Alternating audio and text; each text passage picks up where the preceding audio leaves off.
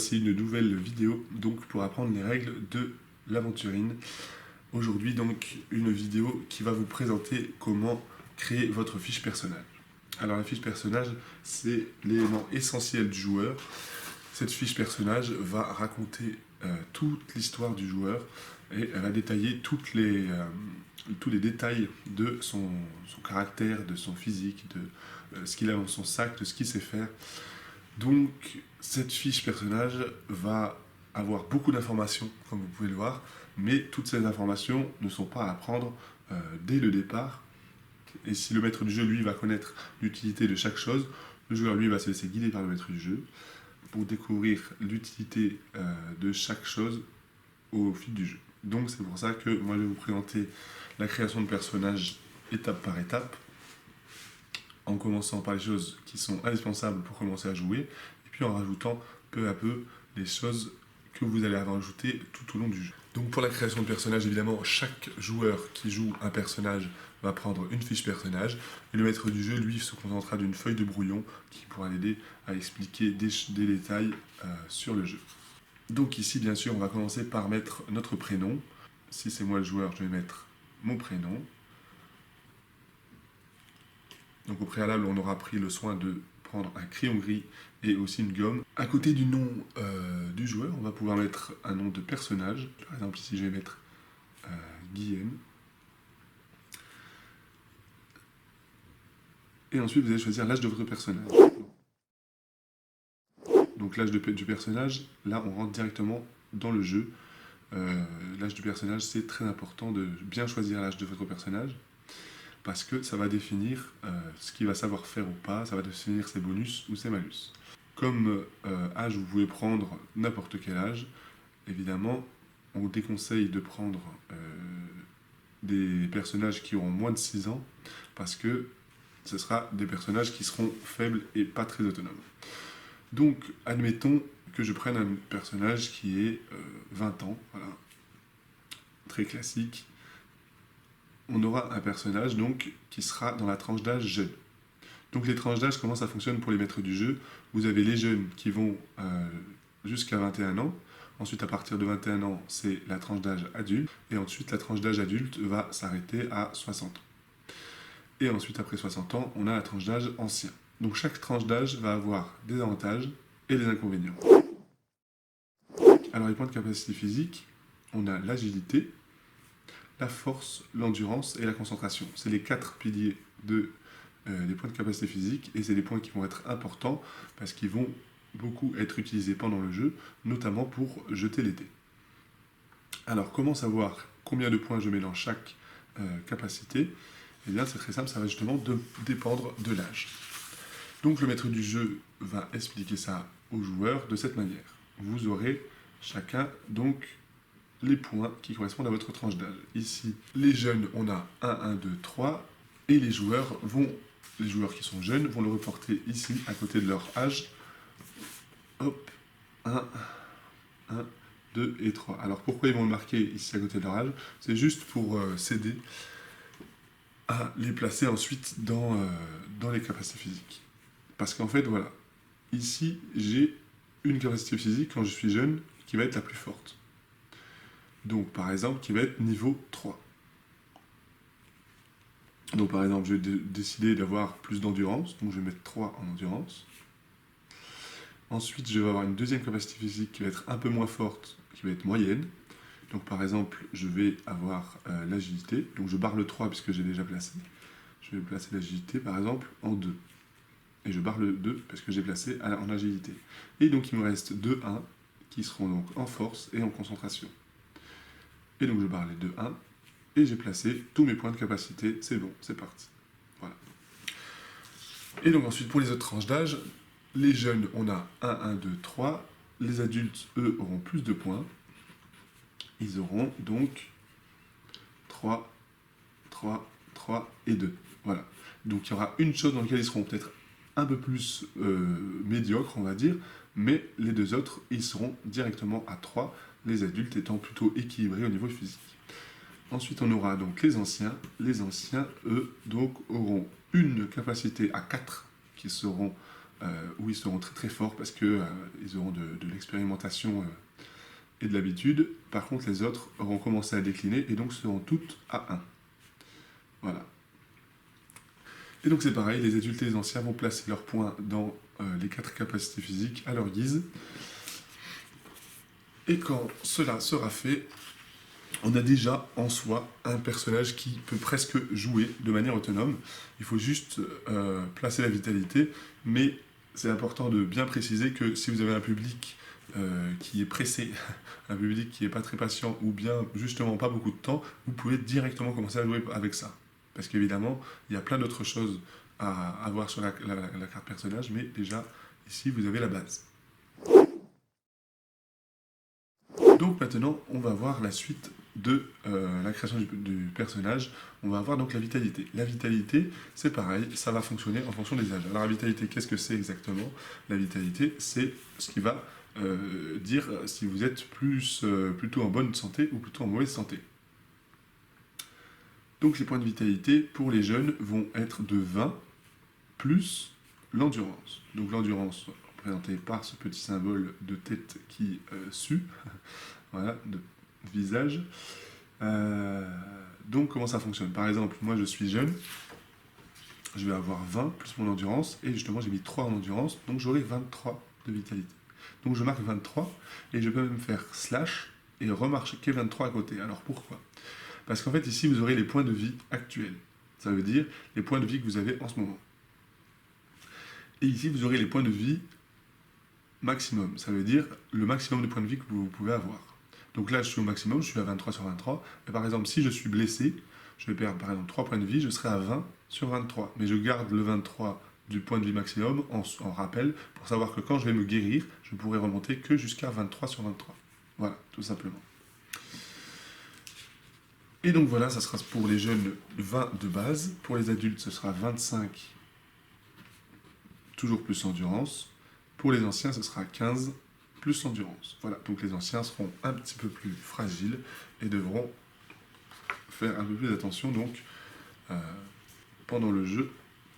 Mais bien sûr, ils auront d'autres avantages qui seront significatifs. Une fois donc vous avez ces points de vitalité, vous avez ces points de capacité, vous allez pouvoir réfléchir à quel objet vont commencer les joueurs avec eux dans leur sac. Alors ça, c'est très important de faire ça après avoir expliqué l'histoire du jeu. Donc on va le faire tout de suite, parce que là je vous guide, comme vous guiderez vous aussi vos joueurs en tant que maître du jeu sur les créations de personnages, dans le bon ordre. Donc pour mettre rapidement les joueurs en situation au début du jeu et pour bien qu'ils puissent comprendre dans quelle situation ils sont au début du jeu, vous devez raconter l'histoire du jeu. Cette histoire, vous devez la raconter au cours de la création du personnage, au moment justement où ils vont choisir leur outil pour comprendre leur objet, parce que c'est pas forcément un outil, pour comprendre pourquoi ils en sont là et comment ça va se passer. Et donc pour ce faire, vous avez tout simplement l'arrière de la boîte où vous avez l'histoire qui est racontée. Et donc les joueurs ont tout perdu dans la traversée du Pass Miedjan, donc qui est le chemin qui mène à l'île depuis le continent. Parce que l'île n'est pas accessible en bateau, il faut bien le préciser au cas où il y en a qui voudraient partir en bateau, parce que l'île est entourée de tempêtes permanentes qui ne cessent que quand la marée descend, et donc là vous avez la possibilité de passer pendant 3 jours, 2 fois par an. Et les joueurs donc se rendent sur l'île à ce moment-là, comme beaucoup d'autres voyageurs qui partent du continent pour s'installer sur l'île, et ils sont pris dans une tempête. Voilà. Ils sont pris dans une tempête, et donc il ne leur restera plus rien de tout ce qu'ils avaient amené, sauf un objet précieux qu'ils ont réussi à garder avec eux dans la tempête et à serrer contre eux. Et donc cet objet, c'est eux qui vont le choisir. C'est eux qui vont le choisir, ils le choisissent complètement librement. Ça peut être un outil, ça peut être une arme, ça peut être n'importe quel autre objet, ça peut être même un animal si le maître du jeu pense que c'est possible. Et donc les joueurs choisissent un objet et les maîtres du jeu vont par contre eux décider quelles seront l'utilisation de cet objet dans le jeu. Donc ça demande un peu de créativité de la part du maître du jeu. De toute façon, le maître du jeu dans ce jeu sera beaucoup mis à contribution pour créer tout le long du jeu. Par exemple, si un joueur vous demande un objet qui n'est pas dans l'encyclopédie, parce que l'encyclopédie peut vous servir d'exemple, bien sûr. S'il y a des joueurs qui n'ont pas d'idée, ils peuvent même prendre l'encyclopédie et essayer de regarder les objets qu'il y a.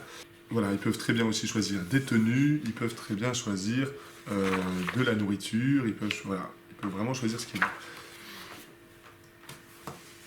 Mais le maître du jeu, lui, va devoir essayer de faire d'une manière à ce que ce soit équilibré. Par exemple, si un joueur choisit un outil, il aura son outil. Si un joueur choisit la nourriture, il ne va pas bien sûr avoir une portion de nourriture. D'accord? La nourriture se compte en portions, il va en avoir plusieurs portions pour plusieurs jours. Moi, en général, je mets par exemple 10 portions de nourriture dans le sac du joueur qui va choisir la nourriture, pour équilibrer avec le fait que la nourriture, c'est un temps consommable et que l'outil va pouvoir durer plus longtemps. Et c'est pareil pour tout. Par exemple, si des joueurs vont vous choisir quelque chose de magique, avec un pouvoir magique, il va falloir équilibrer. Donc le pouvoir magique va donner un avantage considérable à celui qui le détient, mais il va falloir du coup qu'il y ait une conséquence à ce pouvoir magique-là. La magie dans ce jeu fonctionne toujours de cette manière-là, c'est-à-dire la magie me donne un avantage et moi je vais devoir lui donner un petit peu de moi-même. Et ça peut être par exemple, après l'utilisation du pouvoir, vous êtes fatigué, vous ne pouvez plus rien faire, des choses comme ça. Voilà. Si c'est un animal, c'est pareil, on va prendre en référence les animaux qu'on a dans l'encyclopédie pour essayer de créer un petit peu l'animal en disant voilà, il aura autant de points de vie, autant de points de capacité, et il saura faire ça, mais il ne saura pas faire ça, etc. Donc chaque joueur commence avec une chose dans son sac. C'est la règle de base. Alors l'objet, du coup, vous avez votre sac. Là, si vous êtes un joueur qui préfère écrire, vous allez écrire votre objet, par exemple une hache voilà, en bronze de mon grand-père. Voilà. Il a gagné en héritage, c'est la seule chose qui lui reste de son grand-père. Et puis il pourra, s'il veut, aller se référer à l'encyclopédie et mettre tout de suite à côté les dégâts de la hache pour s'en souvenir quand il s'en servira aussi en combat, parce que c'est un outil qui peut aussi servir pour se combattre. Donc là c'est 8 plus force, les dégâts par exemple. Donc je le mets à côté ici, juste en rappel, quoi. Voilà, 8 plus force. Donc ça on verra un peu plus en détail dans le chapitre combat comment ça fonctionne les dégâts. Mais voilà, si on veut, on peut mettre un peu de côté, et puis on peut aussi dire que ça rajoute un dé en bois. Ça c'est juste des petits plus qui permettent de ne pas oublier à quoi ça sert. Et si on ne sait pas à quoi ça sert, parce qu'on c'est la première fois qu'on joue, on met juste une hache en bronze et on se doute dans la manière de jouer quels seront les avantages que ça nous apportera. Voilà. Et pour les joueurs qui aiment dessiner, ben bien sûr, le sac, ça sert aussi à ça. Ça sert aussi à dessiner, donc je vais pouvoir dessiner si je veux ma hache. On n'est même pas obligé d'écrire, hein, on peut se contenter de dessiner pour les gens qui sont mal à l'aise avec l'écrit. Donc je dessine ma petite hache ici, et j'ai donc mon objet de départ. Et donc là, le jeu peut vraiment commencer. C'est-à-dire que vous avez tout ce qu'il faut pour commencer à jouer. Vous pouvez mettre vos joueurs sur l'île, et c'est parti, on rentre dans l'histoire. D'accord? On a donc le nom du personnage, l'âge du personnage, la vitalité et les capacités physiques, le premier objet dans le sac, le jeu commence. Alors, si vous voulez avoir un jeu qui commence avec un peu plus de complémentarité dans les joueurs, un peu plus de profondeur dans les personnages, vous allez pouvoir aussi présenter, en fonction des joueurs, les métiers et les écoles de combat dès le début du jeu. Mais comme c'est un peu long, si vous voulez directement rentrer dans le jeu et pas vous étendre en règle, vous pouvez directement commencer avec juste les personnages, sans métier, sans école de combat, et ils le découvriront au fur et à mesure du jeu, et le choisiront au fur et à mesure du jeu. Alors, il y a les avantages et les inconvénients pour les deux. Ici, vous aurez des joueurs qui vont commencer de manière un peu plus difficile, parce que quand on a un métier, évidemment, ça aide à la survie, et quand on a une école de combat, ça aide à mieux s'en tirer dans les combats. Mais en même temps, on commence sans avoir beaucoup de règles à expliquer. Une fois que vous avez expliqué juste cette petite encart avec l'objet, hop, le joueur il commence à jouer, et il se laisse porter par le maître du jeu qui lui connaît toutes les règles. Les joueurs, ils peuvent commencer en connaissant vraiment aucune règle. Voilà, les joueurs, il faut juste qu'ils sachent comment s'appelle leur personnage, qu'est-ce qu'il a comme outil, et qui rentre dans la peau de leur personnage, et c'est tout. Ils se laissent bercer par le maître du jeu qui lui connaît toutes les règles. Donc c'est un jeu, pour cet avantage-là, qui demande pas beaucoup de temps d'explication de règles. Il faut juste créer le personnage. Une fois qu'on a notre personnage, on commence à jouer. Création de personnage, moi j'estime ça entre 15 et 20 minutes, grand maximum. Si on a un grand groupe, ça peut aller jusqu'à une demi-heure. Mais en général, c'est quand même assez rapide. Voilà. Mais si vous avez des joueurs un peu plus matures, un peu plus patients et qui ont envie de vraiment peaufiner leur personnage avant de commencer, on va pouvoir donc leur attribuer une école de combat et un métier, ce qui va déjà leur rajouter de la personnalité et aussi des facilités pour entreprendre des choses plus difficiles dans le jeu. Voilà. Et donc les écoles de combat, vous allez pouvoir faire ça dans la vidéo école de combat et vous le présenterez donc aux joueurs qui vont pouvoir choisir une école de combat. Donc par exemple, ici on va choisir l'école de combat des duellistes, tac, hop, donc on donne la carte duelliste au joueur qui va choisir duelliste. Alors bien sûr, s'il y a plusieurs joueurs qui veulent avoir la même école de combat, même si c'est pas conseillé, parce que bien sûr, plus on a d'écoles de combat différentes, plus on est complémentaires, mais c'est tout à fait possible. Donc on mettra l'école de combat entre les deux joueurs qui veulent la même école, par exemple, juste pour qu'ils aient sous les yeux un petit rappel de ce qu'ils savent faire. Voilà. Et pour les métiers, c'est exactement la même chose. On a plus de métiers, et c'est conseillé d'avoir des métiers différents pour être complémentaires, mais on peut très bien avoir deux joueurs qui ont le même métier. Et donc on va aussi donner, pareil, des petits rappels de métier à chaque joueur qui voudront leur métier.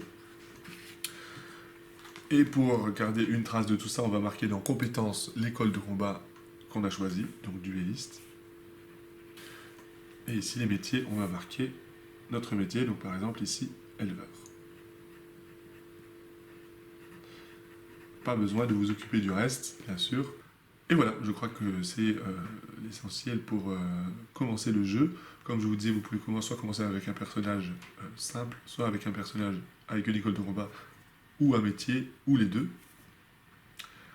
Et à partir de là, vous pouvez commencer à jouer. Et donc je vous donne rendez-vous pour la prochaine vidéo règle où on commencera le jeu.